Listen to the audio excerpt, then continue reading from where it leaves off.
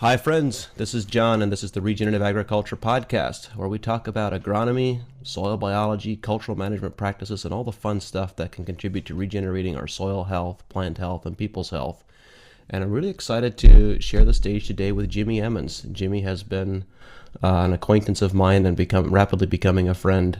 He's been a pioneer in the space for a long time. Jimmy, I'm really excited to have you here today and for you to share your story.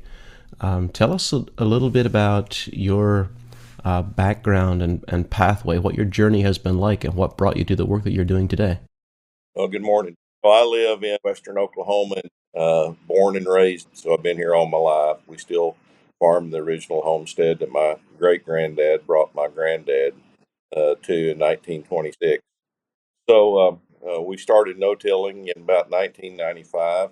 My wife Ginger and I on our own land, and you and I know in the early days why that was good because it was carbon-rich soil, and they were living off the benefactors of that.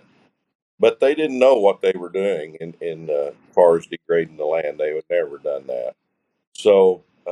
It's been a learning curve, and then we kind of peaked out in the early 2000s, and I still didn't have the really big concept picture of regenerative ag. I'm a cattleman as well and grazing. What are the types of crops that you're growing? What does your cropping rotation look like? What types of livestock are you running, and how has that evolved over time? So originally we only farmed wheat and a little cotton in the bottomland and some alfalfa. Now we're up to about 14 different crops in about a 4-year rotation. That rotation's been kind of upset here, drought over the last year and a half. When you finally exhaust all the water out of the profile, it's challenging to grow anything. Jimmy, as you've made this transition, working with different types, including different cover crops and including more crops in your rotation, incorporating livestock, what changes have you observed in your farming operation with soil health and with improved crop resilience? What are some of the memorable moments that really stand out for you? Probably the big aha moment was in 2012 after we put in our first cover crops for the second year in a major drought. We were in a D4 drought, and we had soil probes in moisture probes and temperature probes in the soil. And that's when we kept some check strips of bare soil, much like my granddad and dad would really like. And what we found was where we had cover crops the following year, our crops showed that big square that we left bare, and we actually had more water in the profile to work with where we had cover crops versus where we didn't. And that game changer for me. I understood then the principles and what we need to do. That was a real catalyst to start moving this forward at a faster pace, John. You know, I've had this conversation a couple of times, and I find it so intriguing that there is this idea that has emerged, and I understand how it emerged, that the best way to conserve moisture for a wheat crop, in this case with dryland farming, is to have a bare land summer fallow. I don't know how many farmers I've spoken to who have either used the cover crop and found that they had more moisture underneath the cover crop than they had the bare fallow, or and I had there's one remarkable experience in southwest Kansas where this was an organic farm and kochia got away from them, and so we chose to do something fairly heretical. We just let the kochia grow, let it grow to 5 feet tall, and then incorporated it, knocked it down with a disc and lightly disked it into the soil. And you know, that section with the kochia, everything else was dry, bone dry that summer. But when they went through with a disc to knock down the kochia, the soil was almost too wet for the disc underneath the kochia. And it's like, what are we missing here? What are we not getting? It's, yeah, plants do utilize water, but bare soil also loses water faster perhaps than when it's covered by plants. So it's really intriguing to hear of your experience with that. Yeah, we see that all the time. Actually, one year on a rented farm, we had mare's tails get away from us, and we're getting totally out of control. So I just let them grow until they went into flowering and started to reproductive, and then we actually mowed that residue down and no-tilled in it, and the moisture was amazing. Had a great crop following that. So it's really amazing to watch that small water cycle and how that water recycles in that canopy when that gets dense and thick with either weeds or a cover crop. I mean, nobody wants a solid stand of koshers or mare's tails, but they do keep the land preserved. They keep it covered, and it will build water in the profile. It's amazing what a root can really do. Yeah, I've also observed these plants actually building water in the profile. Do you have any hypothesis of how that might work or what might be contributing to that? Well, I still think it's like in the beginning, there was just dew every morning. There wasn't rain. And I believe that water cycle and them plants circulating that water, breathing it in, exhausting it out, and taking it in, and all the microbes that's feeding on the roots are, extruding out moisture. Plus, all life forms like you and I and a microbe, their major gas that we exhale is water vapor. It's not CO2. So the more of you there are, the more water vapor you're exhaling into the profile. So it does add up, and it's amazing what that living canopy and plant can really do. It really turns it into like a semi rainforest, so to speak.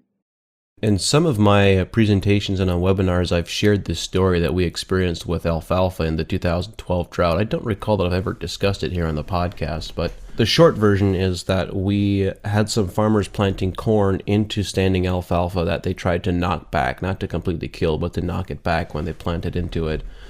And by the time the corn was tasseling out, the alfalfa was 4 feet tall and in full bloom, and the lower leaves were dying off, and it was starting to go into decline because it was shading out. It was just this incredible environment filled with pollinators. There's lots of fun stuff happening there. But those fields went on to produce an average or higher than average yield in the various regions they were in. We observed this on 3 different farms in 3 very different locations, at a time when other farms in the neighborhood and the surrounding regions were producing 20 to 30% of an average crop because of severe drought. And a few years later, I think I learned what was going on there, that the alfalfa was actually bringing moisture up from down deep and releasing it into the atmosphere. And the corn has the capacity to pick up moisture from the atmosphere and utilize it and actually transfer it back into the soil. And so it makes me wonder, we know that different plants regulate water in very different ways. Some are much more capable of absorbing moisture from humidity in the atmosphere than others. Is it possible that mare's tail and kochia and some of these weeds that really thrive in these arid environments are particularly good at getting moisture from the soil, and would we be better off using them as a cover crop than our quote-unquote cover crops? That's what I was talking about when I talked about how that water was recycling. And I do believe that it's pulling it out of the profile down deep, but it's also putting it back through the cash crop, just like you talked about. So, that's a possibility. I mean, I think we have a lot to learn yet in plants and their complete cycle, and ones that we should be using in dry areas and ones that we should be using in, a 50-inch rainfall. I mean, I think there's a lot to learn yet about all plants, and not, we tend as humans to put categories, and we label, certain crops or cover crops that we think are prime and, should be number one on the list. But are they really? Is there other plants? Is there other species that's outside that box, like a kochia, that could be used in a great context that would really help that water cycle? An example of thinking of plants differently. 15 some years ago, when I first started out doing consulting work, I was also working with dairy rations and balancing dairy rations, particularly for a group of grass-fed dairies that we were working with, but also some non-grass-fed dairies. And we had this one experience. This was an organic farm. Due to high rainfall during critical periods, they weren't able to cultivate well, and lamb's quarter got away from them. So they had this corn silage field that had a pretty dense lamb's quarter population. And so they harvested when the corn was perhaps slightly less mature than ideal, because they wanted to not let the lamb's quarter go to seed and get away from them. And that was the most valuable corn silage I have ever seen. Those cows performed extraordinarily well on it. because lamb's quarter as an individual plant has something like 23% protein. It's superior to alfalfa in protein content. So now we have this corn silage that doesn't just have a lot of energy, but also has a lot of protein. It performed so incredibly well. It was so amazing that I think there's an argument to be made for growing lamb's quarter in corn silage fields. Yeah, you bring up a great point there, John. I was in Alberta, Canada last summer at a big dairy up there that's transitioning over into a more holistic thought process and grazing the cows out more. And they had put a multi species corn silage, forage sorghum. I mean, there was about 12 different species in their mix for silage. And when they sent that into the lab called them back and said, there's been a malfunction. Could you send us another sample? They sent another sample in, and the lab called back and said, what is this? And Dieter asked them and said, well, what's going on? And they said, well, we've never tested silage at this level of nutrients with energy and protein. It's the best silage that we've ever tested for corn silage. And so I think there's a lot to that we should really be using more species in this silage process and haying process that would really elevate the nutritional value of that. When you think about the experiences you've had on your farm, plus things you've observed on the many farms you've visited, things you've learned, what are some of the unexpected results that surprised you? The unexpected has always been, even in, because I'm kind of in an arid environment, I mean, it gets worse west of me, but is the amazing ability for multiple plants living together to flourish in a drought where single species will either, almost die or will die and completely go away side by side compared to a mix. And it's testimony that, you know, our whole system across the planet is very diverse. Nowhere do you find a single stand of trees or prairie with a single plant or species. And so I really truly believe that we should create that atmosphere, that diversity, and how much better we'll be. It always surprises me the ability of plants to help one another, to cycle nutrients and water to the very optimum in very harsh conditions. I think Ray Archuleta described this in a phrase that I really have come to appreciate. He said that in environments where resources are abundant, where there's abundant water and abundant nutrients, then it's true that plants will compete with each other. But the moment resources are limited, when you have limited water, limited nutrients, plants and microbes immediately develop this symbiotic relationship to collaborate and to support each other. And that's a beautiful way of thinking about it, because fundamentally we are on a resource limited planet and perhaps we should behave in the same way. Oh yeah, most definitely. And Ray has several good terms like that, and he's most definitely right. I mean, we see that time and time again, and I know you've seen that as well in your travels. How the plants, when it gets so adversely dry or you know adverse weather, so to speak, their ability to survive and help one another is really extraordinary. And like you said, I think we should look at that and work together more. What are some examples of this symbiosis that you've observed that really stand out in your memory?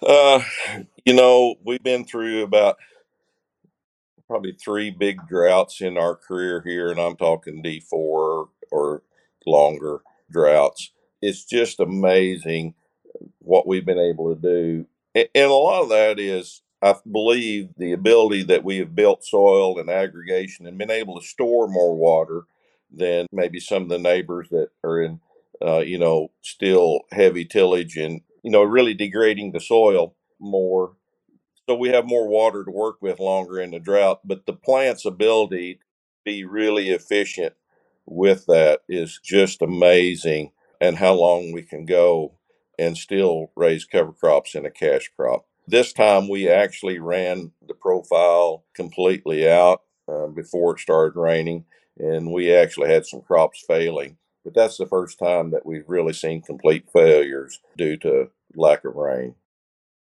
That is intriguing. One of the questions that comes to mind is, are there any particular patterns that you've observed of when we think about symbiotic plants and plants having these symbiotic relationships with each other?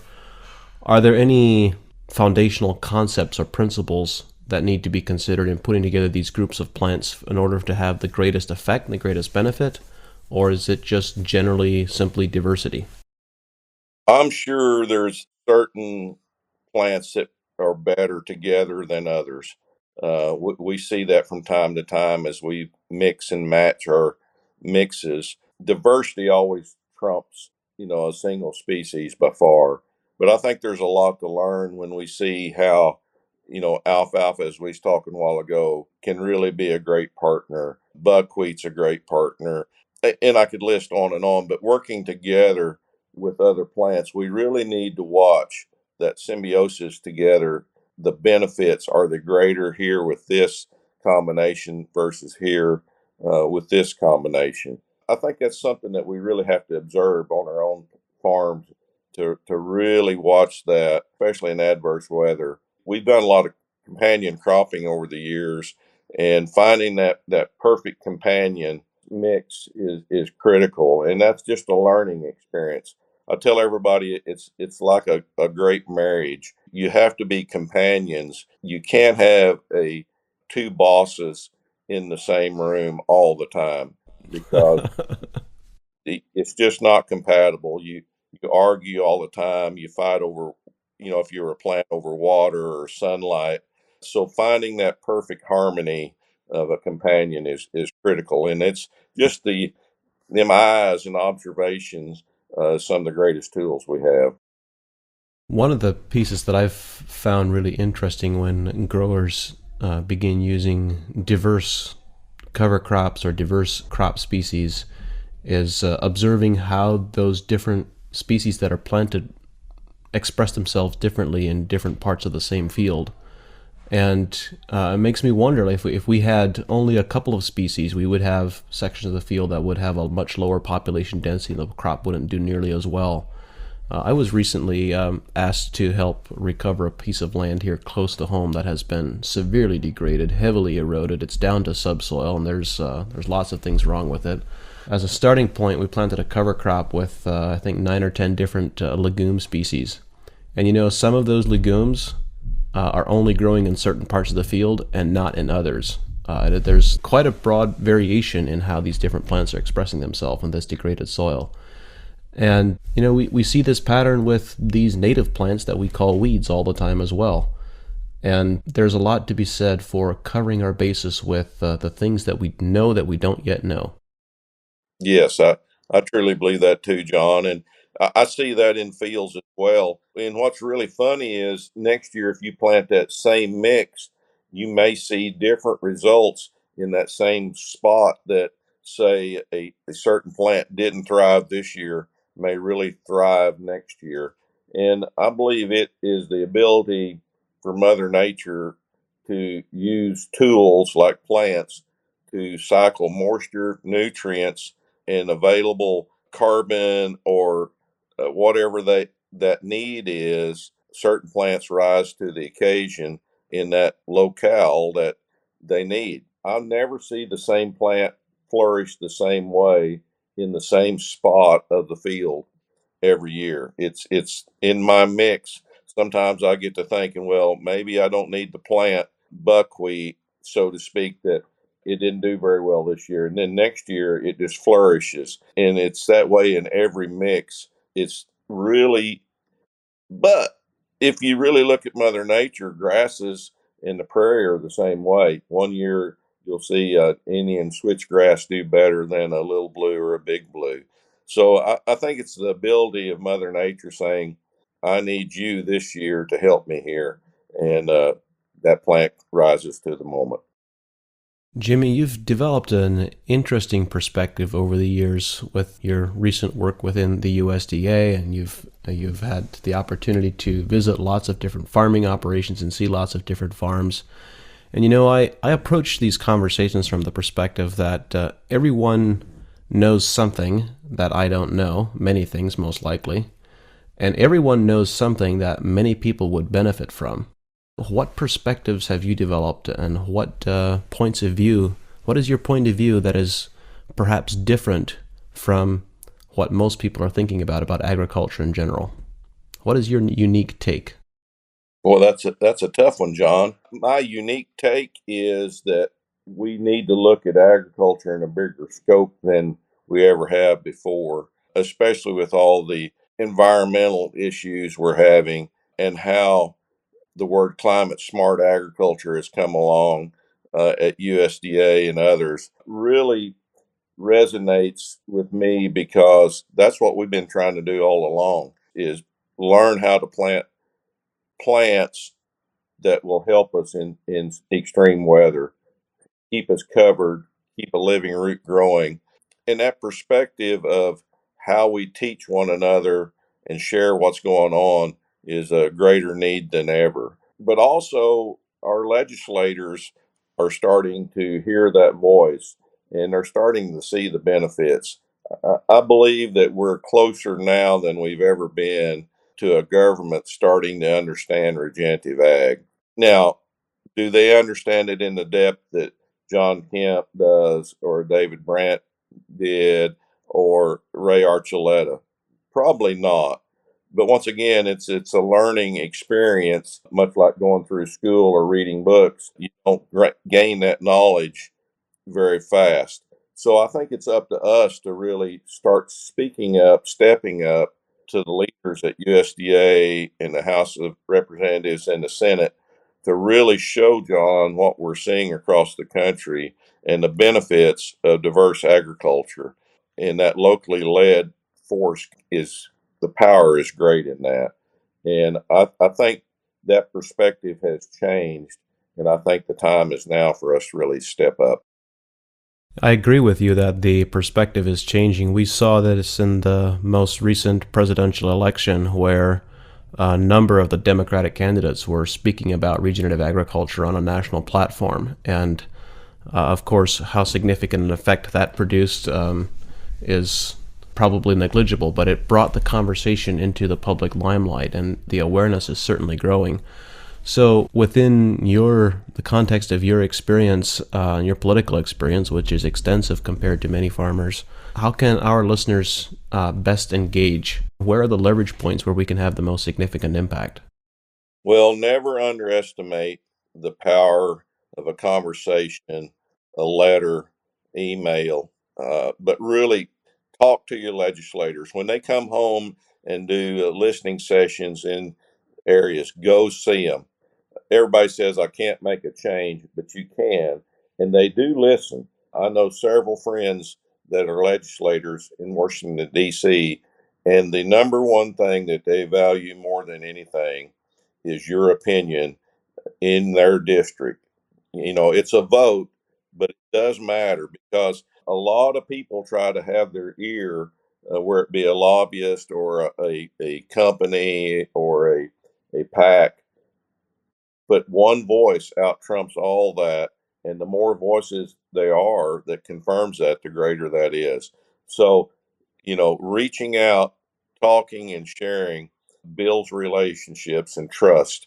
And really, that's the reason at my new position with Farm Journal at Trust in Food, that trust factor is what is so rewarding to build relationships. I mean, you have to trust one another to work together. I'm speaking from a voice of inexperience here. I really don't know, but it's my perception from what I've overheard and learned from others that the power of individual voices is so strong because so few people chose to do it, and that there's actually a relatively small amount of people that consistently engage. Yeah, and it goes back to your opening quote of what one man's vision can change the course of a country's or nation's because that vision is so strong that people get behind. And so it is really critical that we step up, we share, and build them relationships. If you have the opportunity to look at the House Ag Committee or Senate Ag Committee now as they build the 23 Farm Bill, you'll hear regenerative from leadership and around the table. This past week, I watch some of the subcommittee hearings. It's very, very relevant right now. And once again, it's a perfect time to reinforce them legislators that yes, that is the message you need to be saying, but maybe here's another perspective of how you look at it and help educate them and bring them along even more in their understanding because they do have a lot going on. Even though they're on a one committee, they may be on 4 or 5 other committees, and then all the laws and all the battle with budgets and everything's going on. So when they are in these committees and focused, and they do mention it, take that opportunity to educate, reach out, email, stop by, see them locally, go to DC, go to state legislatures. We've been working in Oklahoma for the past 2 years on some cedar, eastern red cedar legislation to try to help this invasive species that's has taken over. And it's basically because land management has been wrong. And it's not just the cedars the problem; it's the land management on that. And so, if you're trying to change a law or trying to get financial help, you've got to tell the big picture. If we get rid of the cedar this year, we have to change our land management practices, our grazing management, to really keep it at bay. And so, a lot of times we just look at one problem and work on that this year, but you haven't solved any of the big problems. You solved one problem for a short period. So it's really critical when we're trying to educate and share with our friends at the legislatures to tell the bigger picture and have a bigger concept. I think that's it's an important idea that Alan Savory has really been the champion of. That so many of our decisions collectively as a species are not made in a holistic context. That we decide to we launch an initiative to eradicate a certain invasive species in the example that you just provided, but we don't think about changing the macro context so that that doesn't express itself again. That's right. That's right. You know, and Alejandro Carrillo down in the desert has shown once he's reestablished grasses and they start flourishing in a very limited rainfall environment in the Saharan desert, Chihuahua. Chihuahuan desert, species like trees, mesquite and stuff are starting to go away. And he hasn't done anything to them other than good grazing management. And the grasses now are starting to choke that mesquite and them invasive species back, much like they were before mankind come along and overgrazed and messed the whole ecological system up. So we do have to look in a bigger context and really show that, and this whole conversation we've had this morning is showing that the concept of more diverse species working together for the common good is very prevalent if you give it the opportunity. When we think about approaching our on-farm challenges from a bigger context and looking at kind of the macro ecosystem, it's challenging for us as farmers to take this perspective at times because we're so busy in the weeds doing everything that needs done on a day-to-day basis that it can be difficult to step back and look at things from a 10,000 foot point of view. So from that more macro perspective, where do you see significant opportunities for growers and farmers today and in the near future?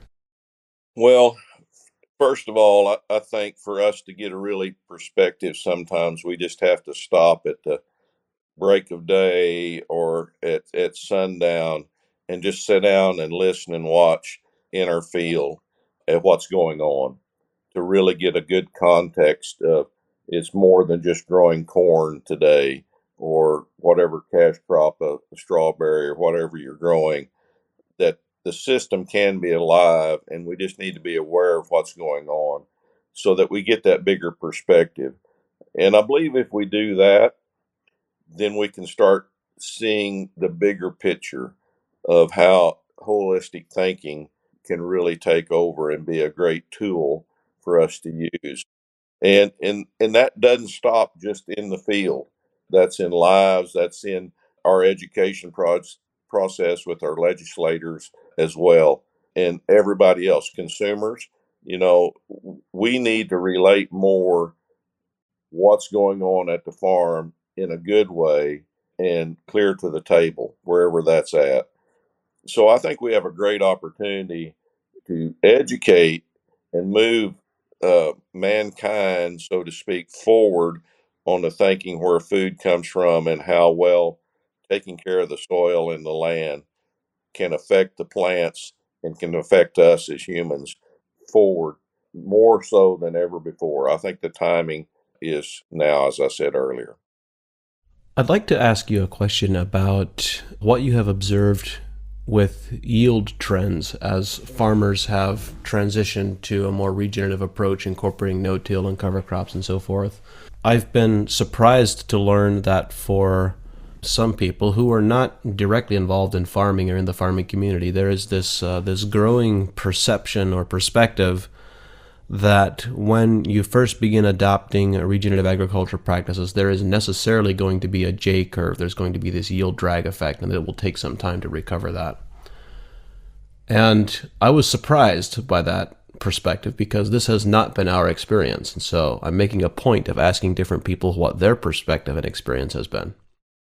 You know, I think the key is learning before you start a little bit more about what you're doing and what your goals are, and understanding that the system is really key. If you don't do that, I have actually seen some producers uh, experience a little bit of yield drag, but it was due to their error in their concept and their ability to plant the right plants to accomplish their goal. And so I think it's very, very easy to make a mistake early on if you don't do your homework before you start. And, even I make some mistakes once in a while, and normally more than I want to admit, because we assume that we know more than we do sometimes.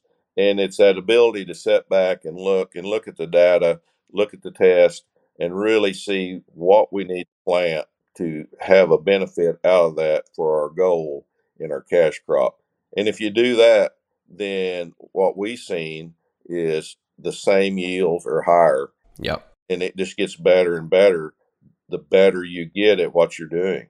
And I think it's the same concept as a good producer does with genetics in seed selection and how the guys that really study that and the plants that they need that for the yield they want, how beneficial that is versus someone that just buys a sack of seed and says, well, it's all the same, and plants it without really studying it.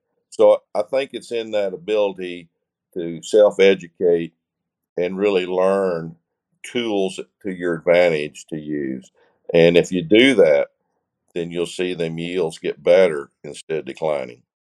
I really like your perspective, Jimmy, because what I've said in the past is that if you do have a yield loss, like there will be mistakes happen, and I would say of the farms that we help that we're coaching through a transition, we expect a yield loss, or I shouldn't say we expect it, but we see one. I don't know, maybe 5% of the time, probably less than that. I'm being generous there, and so clear majority of the time we expect to see either yield maintenance or yield gains. Yield gains are most common. We see a lot more yield gains than just yield staying flat.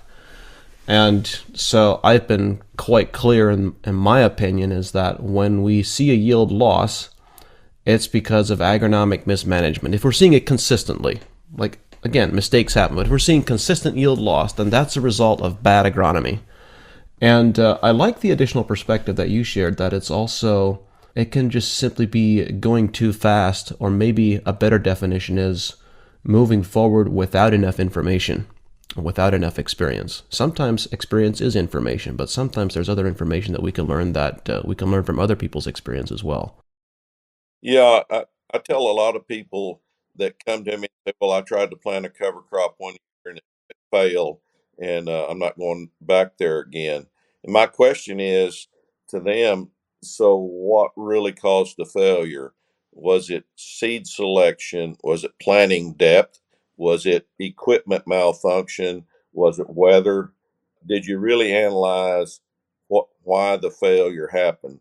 Was it timing of planting? And most of that type of a person will say, "Well, I don't know. I planned it and it didn't work, so I'm convinced cover crops doesn't, not going to work." The ones that are successful will go back once again and try to figure out them answers, what went wrong, and adapt and move forward. And so I think that's the regenerative producers that we see today that are successful is the ones that's learned to adapt, adjust, and move forward with a better plan. Well, certainly there is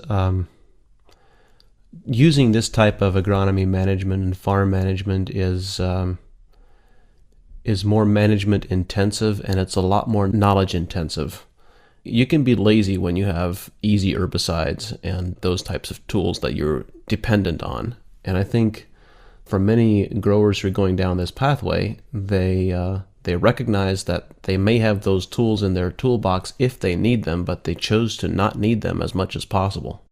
Yeah, I think modern day agriculture, so to speak, has got into this rut that they know how much N, how much phosphorus, how much chemical, what to seed, and it's all pre-planned, pre-thought every year with not very little rotation, and is they missed the opportunity of learning out in the field of what different species can really do and the whole systems approach, holistic thinking approach. And once again, they may be successful in what they're doing, but if you really look at the whole system, ecosystem, are you really being successful, or are you burning the resource and the expense down the road at some time when you get to that threshold? So I think it's a learning knowledge experience that we need to go through, much like when I was talking about educating legislators. We need to educate ourselves.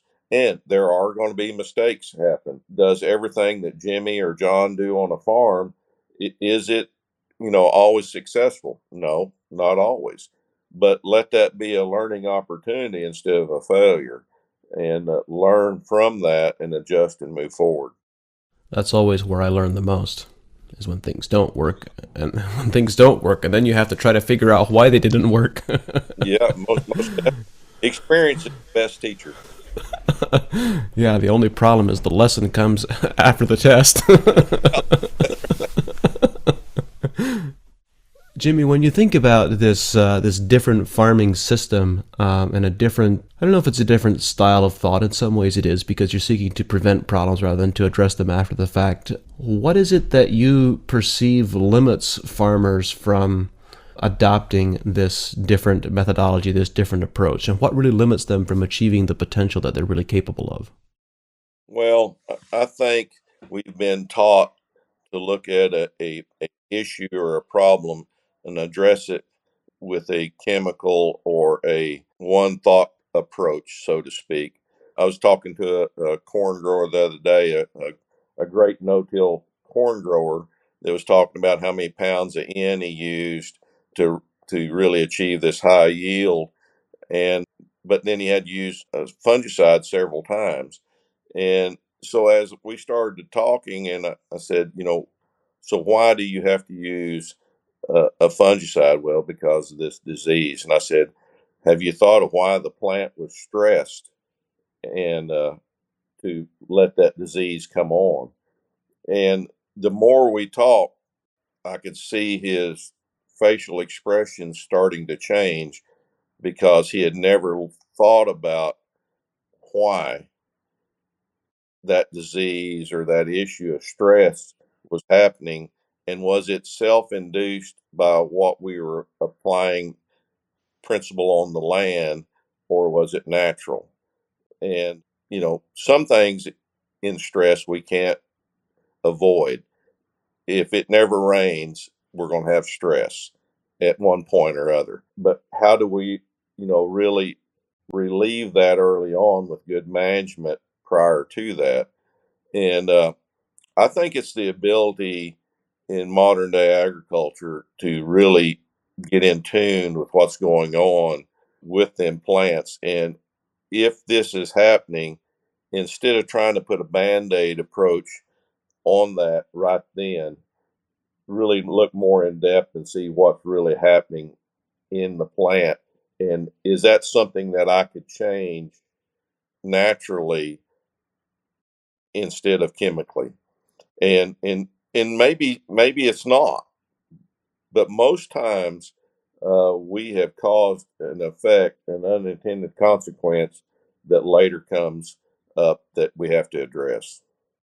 I think your last sentence is just such a key phrase. We constantly, in our consulting work at AEA, we work with a lot of fruit and nut and vegetable growers who are often particularly concerned with the market quality of their fruit, whatever that might mean. For some crops, that means storability. For other crops, it means appearance. For other crops, it means a certain sugar content. There's a lot more focus and emphasis on those characteristics generally than there is with grain crops. And so when you start really dialing in and trying to figure out what are the nutritional factors or what are the factors that are causing effects that we don't want, reduced marketability, reduced fruit quality, greater than 80% of the time, we find that the negative effects are coming from things that the growers are doing, practices that they're applying, products that they're applying that are actually causing and creating the negative effect that they're most concerned about. It's a remarkable, it's pretty remarkable to observe, and in many cases we're not aware of it. We don't know it because we haven't asked why enough times. Yeah, I think that's the one of the greatest shortcomings of modern day agriculture is asking the why. And then once you learn the why, then learn how to fix that problem. And sometimes it's just a lot easier than we think, so to speak, because that unintended consequence sometimes down the road, we don't ever think of that. And we don't ever look back to see, you know, man, if I had changed practice A, would that have affected the outcome of X? And I really believe that that's the key at quality and that ability to understand the plant's lifespan, not just today or this week, the lifespan and how we can improve its life early has, much like a child, has an effect on what kind of adult it's going to be. So I truly believe that looking at that holistically up front and really understanding the complete system is the key. You know, this I'm going to share a couple of examples that come to mind. There's this analogy in the medical community when we have when a person doesn't feel well and they go to see a general practitioner. Many cases, depending on what's going on, they'll end up with a prescription for a drug, and some time goes by, a couple months go by, and they go back. They now have some other additional complications, and they end up with a second drug. And soon after that, they end up with a third, and maybe a fourth and a fifth. And eventually, many people end up with a handful of drugs that, to varying degrees, are just covering up all the side effects from the first drugs that they may or may not have really produced the benefit that they were looking for. And what I find so interesting about that whole pathway as that situation evolves is that at every point, at each moment in time, the medical practitioner, the doctor, only wanted what was best for the patient. They did the best they knew with the information they had and what they had been taught, and they only wanted the best outcomes. And we have this very similar situation in agriculture where usually over a period of years, we adopt new ideas, new information, or new products into a system that ends up having long-term consequences. And I'll give two examples. The first one is in cotton production. I'll just maybe look at the end result of where we are today. Where we are today is we have many cotton growers applying hundreds of pounds of nitrogen per acre, side by side with anywhere from 7 to 13 applications of PGRs. And it's like, wait, hang on a second. You're driving at 90 miles an hour with one foot on the accelerator and the other foot on the brake. How much sense does that really make? Yep. And these PGRs, we also know, will completely shut down a plant's capacity to photosynthesize for 3 days, and it takes them about 10 days to completely recover, at which point another PGR application is being put on. So we actually, we've had some remarkable successes on cotton by just cutting the nitrogen down to maybe 40% of what was originally being applied and just eliminating all the PGRs. And guess what happens? We get increased yields when we do that because we're not stressing the plant with the PGRs. Yep. There's this parallel example in apple production where a major problem for a lot of apple producers is fruit drop just before harvest, which results from trees that have high concentrations of abscisic acid. And if you go back the history over the last 15 or 20 years, roughly 15, maybe 20 years ago, they started having problems with fruit not coloring very well. And of course, this is a nutritional imbalance problem that can be resolved with nutrition. But instead of addressing the nutritional imbalance, the approach, the solution was to just foliar spray the trees with abscisic acid about 6 weeks or so before harvest. And that solved the coloring problem. Well, a few more years go by, and since they didn't solve the underlying nutritional issues, they now start also having fruit quality issues, not having enough calcium in the fruit and not having good enough storability. So the solution to the storability issue is to create some drought stress and water deprivation the last 4 weeks before harvest so that the fruit doesn't grow as large and isn't as soft, so that it's firmer. All right, well, the downside of drought stress is that it increases the plant synthesis of abscisic acid. So now we're putting on a spray of abscisic acid and we're drought stressing the tree the last 4 weeks before harvest, and then we can't understand why half the fruit is dropping off the tree. Yeah. It's like, wait, we created this. And I deliberately chose these two crop examples because they're crops that most of the listeners here on the podcast won't be able to relate to. Because we can sometimes see others more clearly than we can see ourselves. But the reality is, this dynamic of accumulated practices over time, actually creating a negative response, is, I would suggest it's almost universal on most crops and most cropping systems. Yes, it is. And you know, when you're talking about the medical field, it's parallel to agriculture.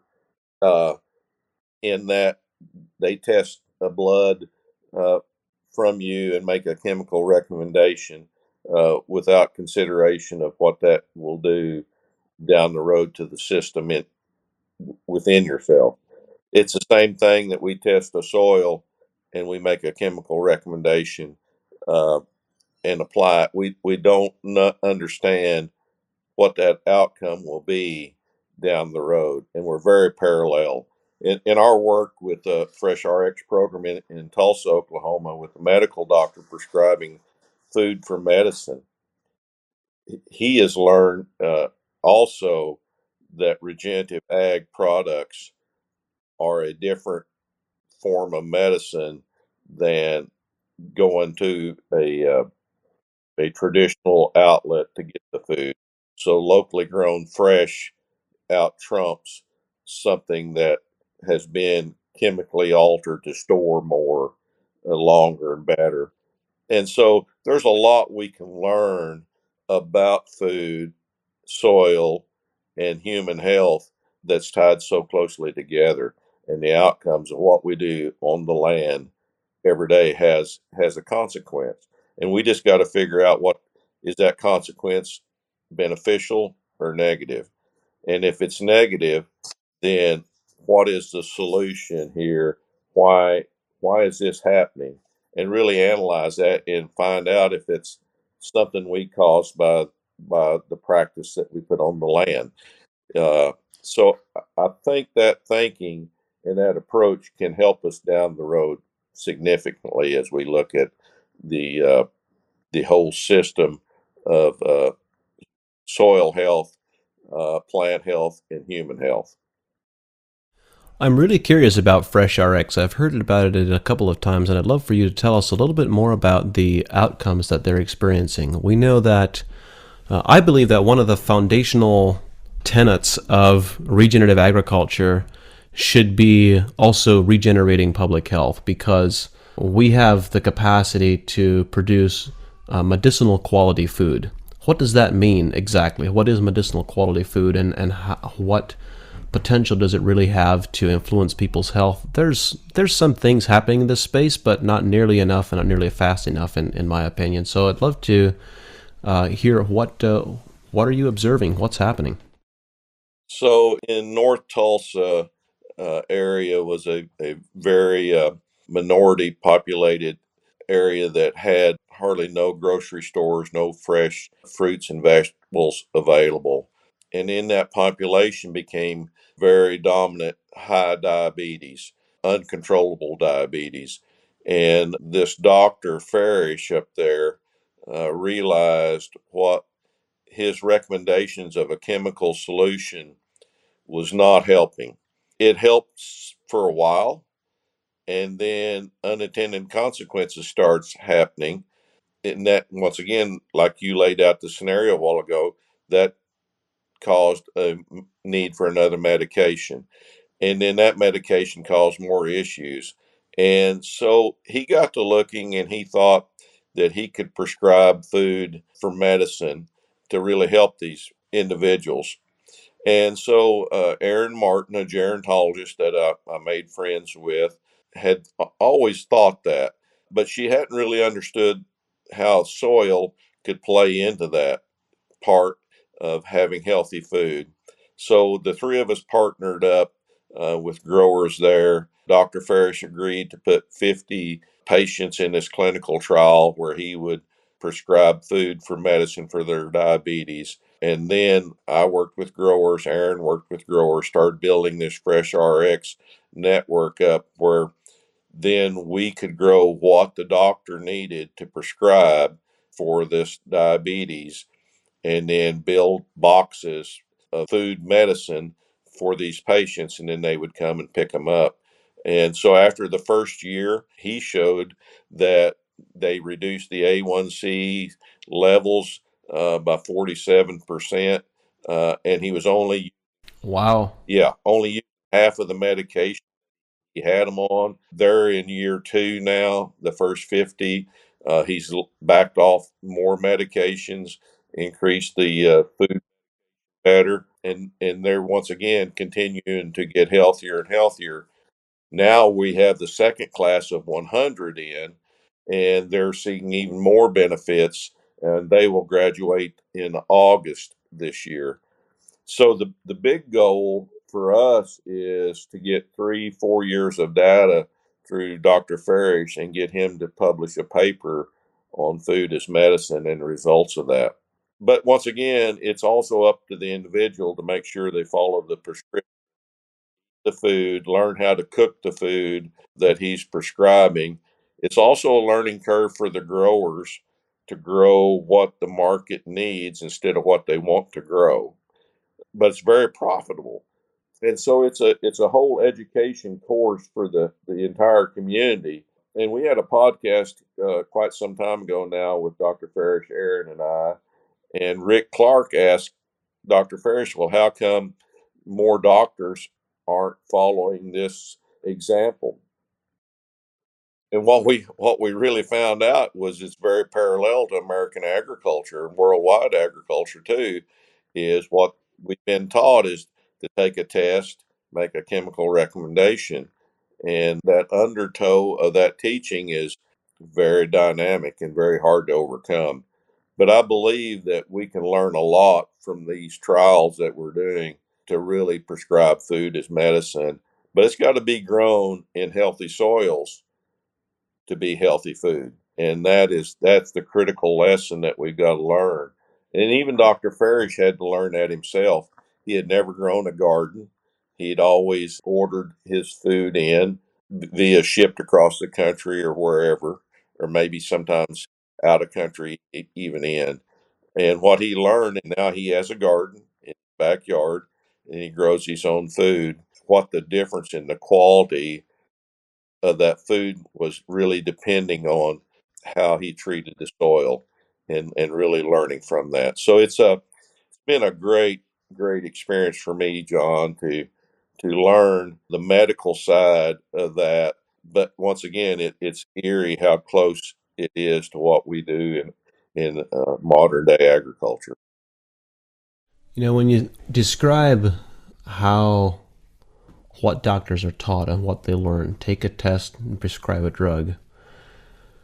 For those of us who, I think many of us who've made the transition and start thinking differently about agriculture and agronomy management, there's a parallel transition that happens when we start thinking differently about the medical establishment and how we choose to care for our own health. Like there is, without question, we have an amazing medical system for trauma treatment, and there's some things they can do extremely well. But treating chronic conditions, based on the available evidence, does not appear to be one of them. And so it's worth asking the question. I'm just really intrigued, particularly when we look at the context of the last 3 or 4 years of what has happened with the pandemic. Where is the justified trust and faith in the medical establishment? If we know and understand that the common modality is to pull samples and recommend drugs, then why would we have confidence in that type of a system to be able to actually improve our health? Yep. And once again, it's so parallel and so close to what we do. And once again, do I really think that my grandfather and my father degraded the soil knowingly and willingly? No, I don't. I really don't. Uh, but we also have more tools now to understand that and more knowledge to understand what's going on. And I think the medical field should be waking up and doing that too. The problem is it's big business on both sides of the table. And big business sometimes doesn't care about individuals. It's more about profit. And so that approach that you and I are trying to put out doesn't come into play sometimes. And I think that's where the big problem is in the understanding of the complete system. Well, I deliberately chose to ask the question about the medical establishment rather than about the agricultural establishment because it's sometimes easier for us to see others than to see ourselves. But the reality is, you're absolutely right. Agriculture is the business model, the business approach, the way of thinking is in perfect parallel. One of the big things that we really learned out of that entire program, John, was when we had the first graduation of that class to see their results. We invited the producers that had grown the food in, and actually they prepared the meal for that evening. And then we asked some growers to get up and give a testimony about growing food for medicine and seeing the fruits of their labor in the health of the patients. It was most touching to hear and just think about that, growing a plant that can help somebody live and be better. And then we asked some of the patients that had the most success get up and talk about being connected to their food and their grower and how appreciative they were for someone being able to grow the food for them to make them better. And then that brought the whole community in North Tulsa together. And that, if you really want to get back to it, that's what we've been talking about all morning, is how do plants work together to be better and how humans work together to be better. That is so incredible, Jimmy. That's such an incredible story. And, I think that is part of what so many of us as farmers are missing. We have this mantra of we need to feed the world, but we don't actually have a personal, direct, meaningful relationship with growing food. Yeah. That's such a powerful story. Yeah, it's really changed me. It's changed Dr. Farish, which now that has grown from a single clinic to 11 clinics, and then that has grown out of Tulsa into Oklahoma City, where we're starting Fresh RX this summer with more doctors there. And actually, some legislators that we've been working on have changed some rules and some laws in Oklahoma to help that food for medicine be paid for, much like chemical medications would be with insurance and Sooner Care and Medicare and different things and avenues. So it's really a big circle that you and I have been talking around about educating legislators, educating people, and really educating ourselves to the systems approach that we all need to work together for one another. So it's quite a story, and it's been one of the best things that I've ever been a part of. It sounds really exhilarating and fulfilling. And your recent comments bring me back to one of the questions that I'd written down that I wanted to ask you. You spoke earlier about the need for self-education, for self-development. What are some of the resources that you have come to most value and that you would recommend to others for furthering their own education? Man, John, that's a huge question. I try to use all avenues I can, whether that be a written book, whether that be a podcast like this, or is that one-on-one interaction with someone like yourself to really understand the total circle of life. And there's many avenues. I don't really have one source.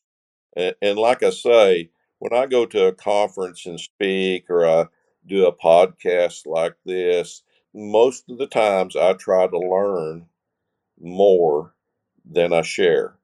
So as I listen to you talk and ask questions and hear your results, then I try to apply that afterwards in my own operation in maybe a different context, but in the same principle.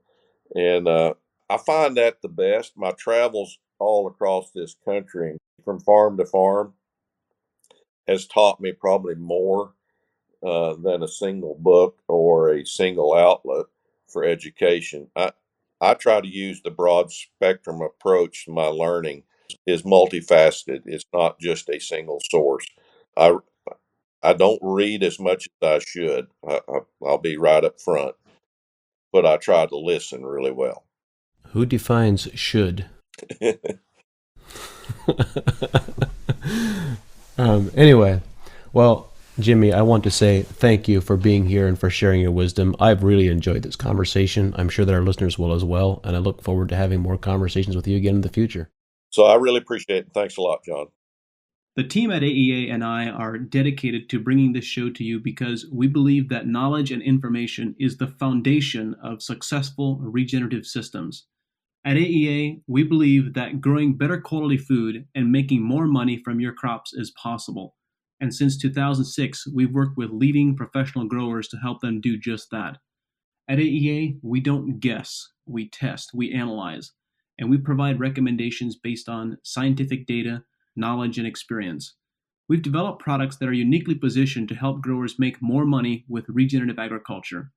If you are a professional grower who believes in testing instead of guessing, someone who believes in a better, more regenerative way to grow, visit advancingecoag.com and contact us to see if AEA is right for you. Thank you for listening, and we look forward to working with you.